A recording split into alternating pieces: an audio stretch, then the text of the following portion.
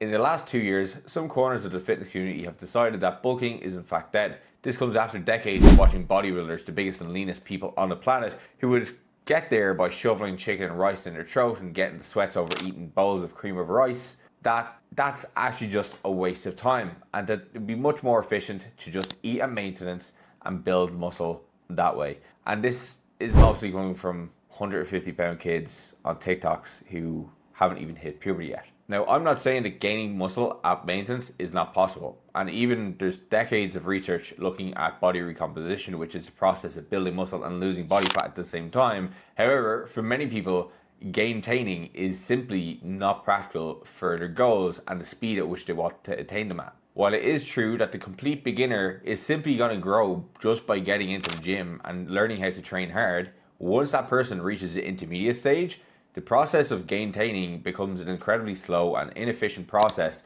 where the visual change really doesn't line up with what our rate of expectation is. And this is the issue. Gaintaining is a wishful dream. It's like trying to have your cake and eat it too. You want to gain the muscle without gaining body fat. You want to get the reward without having to have any sacrifice or any parts of discomfort come alongside it. Now, to be fair, the logic around gaintaining is pretty damn sound. One of the reasonings behind gaintaining is that there is no mechanism by which a surplus is independently going to drive muscle gain. And this is true. Training is the stimulus, protein is a building block, and the additional energy which you may be using for this anabolic process could even just come from endogenous body fat stores. And the fact that there's plenty of studies that show recomposition occurs where people can lose body fat and gain muscle at the same time kind of proves that a surplus is not needed. But just because something is not needed does not mean it's not helpful. And I am of the belief that most people want to gain muscle faster. They want to get leaner faster. They want to improve their body composition faster. And gaintaining is just not the way to do it.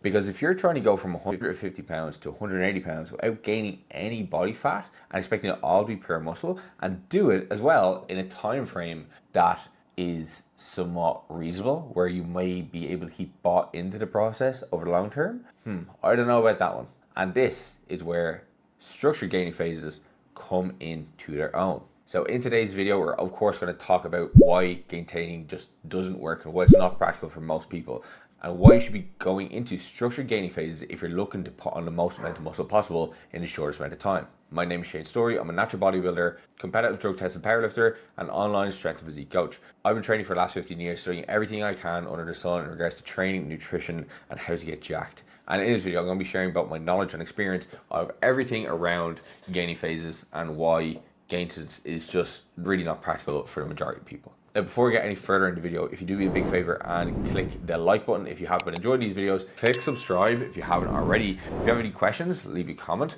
And if you want to download my free gaining phase optimization guide, you check that out in the description below. Now, let me be clear. I think gaintaining is just a response like everything in the fitness industry where we swing the pendulum really far one direction and come back over to the other side. So for years, there was this notion of you just need to eat big to get big. The idea of the dreamer book, the perma book, where people would just push their body beyond a very healthy level of body fat and get overly fat all in the name of gaining muscle.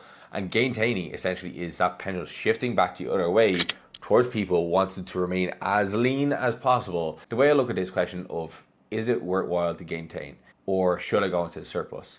Is if I was to gaintain, understanding that muscle gain is a very slow process and I'm trying to build muscle at maintenance. At what point will I be able to say, okay, I've probably put on about 1 kilogram muscle? Is that 6 months? Is that 8 months, 10 months, 12 months? I don't really know how long that process is actually going to take me. How long is it going to be before I notice some actual visual change in my progress pictures, in the gym, in my sleeves fitting onto my arms? It's this open-endedness that for me, I just can't see being too practical for a lot of people. Because how many of you work your ass off day in, day out at the gym? You put the effort into your nutrition and keeping yourself accountable. You ultimately do it because you want a reward, no matter how intrinsic this process may be to you. And how many of you would be able to go 3 months, 4 months, 5 months, 6 months without seeing any tangible change, without any return on investment? I don't think many of you would be able to stay the course. I think a lot of people in that situation would think they're doing something wrong. Yeah, for sure, there could be gains happening at a very slow pace, but because you can't notice the difference, your method of measurement is not sensitive enough to detect a change. You can't see the change from month 1 to month 2 to month 3 in your progress pictures because the change is happening so slow. Now, if you come over to my side of things, this is where I'm going to get somebody to go into a surplus, because I know that a surplus works and I know what metrics we're going to look at and I know how we're going to measure it. But I also know how to keep somebody motivated during a phase like this. We're going to set a target of looking to increase your body weight by about 1% per month. After 100 kilos, just for the sake of ease, this is going to be 250 to 300 grams per week. Now, we're not going to micromanage this, but we want to see that weight is gradually shifting up week to week across the month. You see, a structured gain phase gives you two very important things that gaintaining simply doesn't. The biggest one is going to be speed. Most people want fast results. When people do a fat loss phase, they don't want to spend half a year to a year dieting. They want to get that fat loss done 8 to 12 weeks max. And the exact same thing comes with gaining muscle. Now, because we can't rush it, because it is a slow process, we don't want to make it any slower than it needs to be with gaintaining.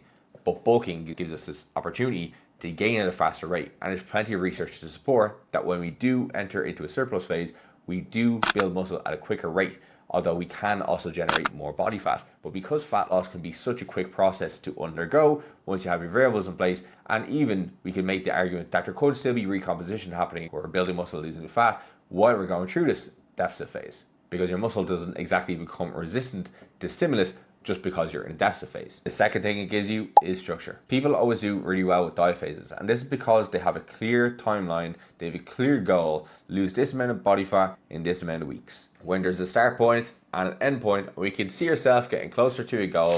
It's a lot easier for us to commit and adhere to a long-term process. And when people are gaintaining, it's just this open-ended cycle of I'm forever trying to get bigger. And when goals are open-ended, it can really lead you to getting quite slack on variables and details that actually matter. You put more effort in at every stage of the process versus it being a lifelong task that you're going to continually take along with. And then once you get to the end of the gaining cycle, you've gotten jacked as fuck, you're super fucking strong. Now you can't wait to go into your diet phase and reveal all the hard work that you've built up. It adds structure to the year. It gives you phases to look forward to and gives you a change of pace in your training and in your outlook and in your focus. Now, I understand if you're somebody who has just gotten their abs out and they don't want to gain any more body fat, and they're maybe considering doing one of these gain-in cycles. But I just ask you, are you confident that you are at the physique that you want to have for the rest of your life? Or could you foresee a future where you would like to have what you have right now, but maybe 5 kilos more muscle? Well, if you want that extra 5 kilos more muscle, you're probably going to have to do some type of gaining cycle to get there. And this was me. I used to always have this dream of getting up towards 90 kilos and lean when I was 80 kilos. And the way I was going about it, it really didn't reflect somebody who had that goal. I was trying to essentially gaintain my way there. And the process itself was so slow because I would always reach a point where it started to look a little bit less lean and then a cut. And then I'd start this slow surplus again.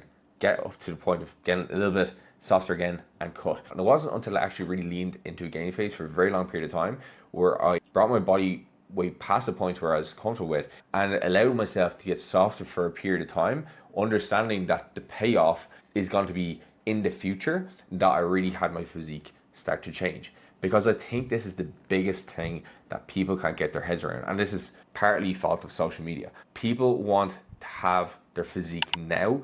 They don't want to undergo the 6 months to a year of not looking their best, which is actually sacrificing their best physique in the future. You need to go through some of your gaining cycles where you don't look your best for a while. But I promise you, if you commit to that and you allow yourself to experience that while you're dotting your T's and crossing your I's, managing the rate of gain, you're learning how to train hard and setting some massive strength PBs in the gym. If you commit to that, you sink your teeth into the gaining phase, you will set your physique apart from everybody else that is around you. And I guarantee you that. So while bulking isn't strictly necessary to gain size, unless you want to wait years and years and years and years before seeing tangible change to your physique, you need to commit to the surplus. It is undeniably the fastest, most practical, and most psychologically rewarding way to pack on size. And if you want to know more about how to set up a quality gaining phase, you can click the link in the description. It's going to take you to my gaining phase optimization guide,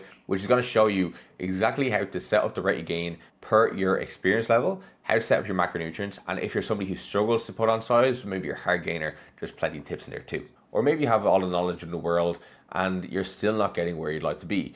And that's exactly where my one-to-one coaching service could help you. I provide personalized training and nutritional advice alongside week-to-week accountability and strategy to help my guys reach their muscle building goals. This is whether they just want to get jacked for the beach, or they want to get on stage, or they want to hit the platform.